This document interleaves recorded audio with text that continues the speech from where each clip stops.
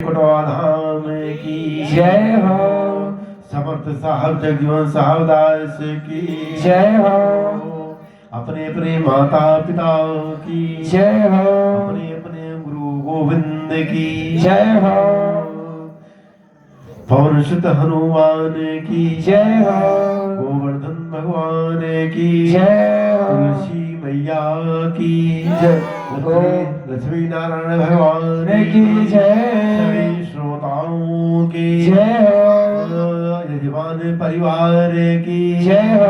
दमौली ग्राम वासियों की जय हो।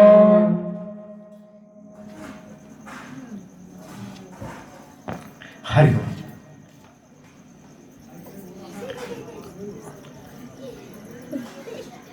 कहते हैं कि जब तक मेरा मन एकाग्र नहीं होगा तब तक मुझे कथा में आनंद नहीं आ सकता है। ये बिल्कुल सत्य बात है। व्यास जी के मन में इतना द्वेग है, इतने ग्रंथों को लिखा, लेकिन मेरा मन संतुष्ट नहीं है। इसी समय व्यास जी के आश्रम में देवर्षि नारद जी का आगमन होता है। श्री नारद जी ने महर्षि वेद व्यास जी को देखकर पूछा, क्या बात है पराशर नंदन व्यास जी, सब ठीक तो है? उदास क्यों हो, चिंतित क्यों हो? व्यास जी खड़े होकर रोने लगे। क्या बताऊं भगवान, इतने ग्रंथों के रचना की, इतने सब ग्रंथों को लिखा मैंने, लेकिन मन में संतोष नहीं है। मुझे लगता है कि मैंने संसार में कुछ भी नहीं किया। दुनिया के लोगों को देखकर ऐसा लग रहा है कि दुनिया खाने पीने सोने गाने में जीवन व्यतीत कर रहा है। ऐसा क्या करूं जिससे समाज का कल्याण हो, संसार के लोगों के मन की वृत्ति समाप्त हो जाए।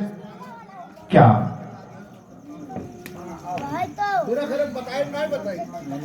जीवन है लोगों का? सुबह उठते हैं, नाश्ता करते हैं, नाश्ते के बाद बाल भोग करते हैं, वो और पढ़ने चले गए, ऑफिस चले गए, आए ताश खेलने बैठ गए, टीवी देख लिया, थोड़ा मनोरंजन कर लिया, सो गए। सुबह उठे फिर वही कार्यक्रम शुरू हो गया। ऐसे लोगों को आध्यात्मिक चिंतन के प्रति समय निकालने का कौन सुझाव दे? मैं ऐसे कितने लोगों को जानता हूं, जब बेटे की शादी होती है तो बेटा जब दूल्हा बनकर घोड़ी पर बैठता है तो बैंड बाजे के सामने ऐसा कमर मटका मटका कर नाचते हैं। मैंने बूढ़े बूढ़ी को नाचते हुए देखा है, नोटों की गट्टियां बिखेरते हुए देखा है, और उन्हीं को कीर्तन में ताली बजाने को कह दो तो उन्हें शर्म आती है। सोचते हैं ताली बजाऊंगा तो पड़ोसी क्या कहेगा। कीर्तन बोलता है ऐसी दुर्वृत्ति लोगों की क्यों बन गई है? शास्त्र कहते हैं परमात्मा के कीर्तन में जो नाच लिया, ध्यान दीजिए, भगवान के कीर्तन में जो नाच लिया उसे 84 लाख योजनाओं में कभी नाचने को नहीं मिलेगा। और बेटे की शादी में घोड़ी के सामने जिसने नाच लिया उसे 84 लाख योनियों को में नाचने से कोई रोक नहीं सकता है?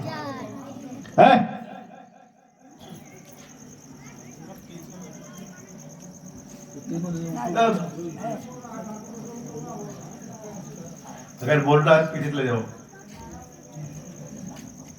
हरि ओम। अब ना बोलिए महाराज। ये बात सत्य है। ना जाने कितने जन्मों में व्यास जी बोले कि कितने ग्रंथ की रचना की, फिर भी मन में संतोष नहीं हुआ। श्री नारद जी ने कहा, बुरा नहीं माने तो एक बात मैं कहूं। बोले कहिए। कहा, कितना भी सुंदर सरोवर हो, हंस उसमें प्रवेश नहीं करता। एक बहुत सुंदर सरोवर है, उसमें हजारों कमल के फूल खिले हैं, नीला नीला निर्मल जल है। मैं उधर से जा रहा था, उस निर्मल जल को देखकर मेरा मन डुबकी लगाने के हुआ, लेकिन सरोवर में जैसे डुबकी लगाने के लिए मैं सरोवर में उतरा, घोटों तक मेरे पैरों में कीचड़ लग गया। आप विचार करो, कीचड़ से भरे हुए सरोवर में कौवा स्नान कर सकता है, लेकिन हंस कभी नहीं कर सकता। परंतु हंस को मन सरोवर में रहने की आदत है, मोदी चुगने की आदत है, वो कभी कीचड़ के सरोवर में नहीं जा सकता। श्री व्यास जी ने कहा कि आप क्या कहना चाहते हैं, मेरी समझ में कुछ नहीं आया। श्री नारद जी ने कहा, बहुत सीधी सी बात है, आपने ग्रंथों की रचना की, संसार के कार्यों में फंसे रहने वाले जो लोग हैं उनके लिए वो ग्रंथ सब अच्छे हैं, पर हंसों के समान रामकृष्ण के जो परम भक्त हैं उनके लिए जब भी भागवत की रचना, जब तक भागवत की रचना नहीं करोगे उनके मन को संतोष नहीं मिल सकता। भागवत को वर्षों दिन पढ़ते हैं, भक्त पढ़ते हैं, शुद्ध सात्विक शाकाहारी भोजन करते हैं, उसको लिखे बिना तुम्हारे मन को संतोष नहीं हो सकता है। व्यास जी ने कहा, मैं क्या करूं, मेरी समझ में कुछ नहीं आता, बुढ़ापा तो आ गया है, कितना करूं, अब मैं कुछ नहीं कर सकता। नारद जी ने कहा, मन को निराश मत करो, मेरे पिता ब्रह्मा जी को नारायण भगवान ने भागवत जी को दान दिया है।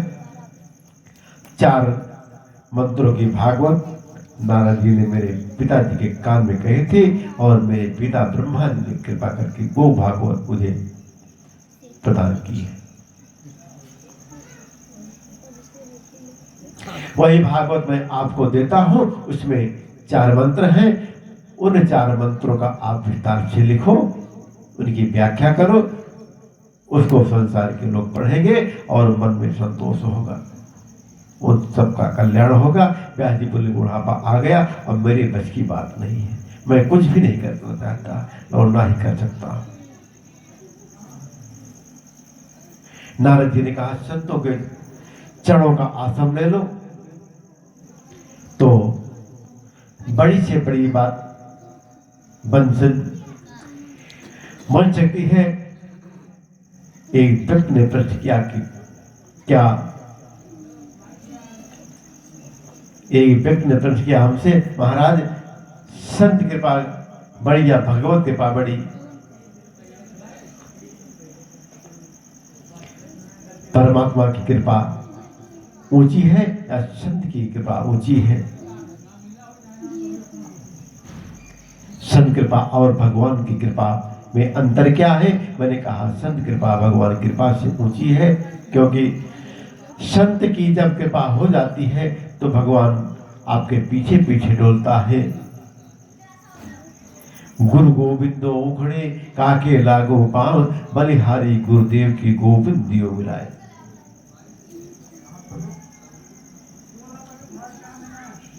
बोले सदगुरुदेव भगवान की जय।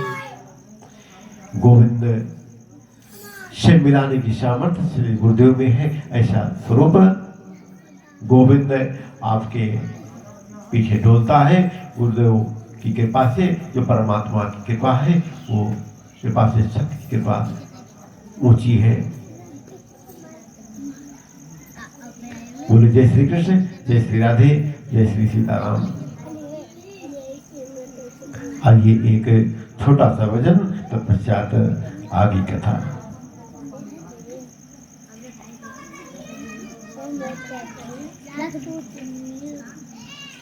हरि ओम।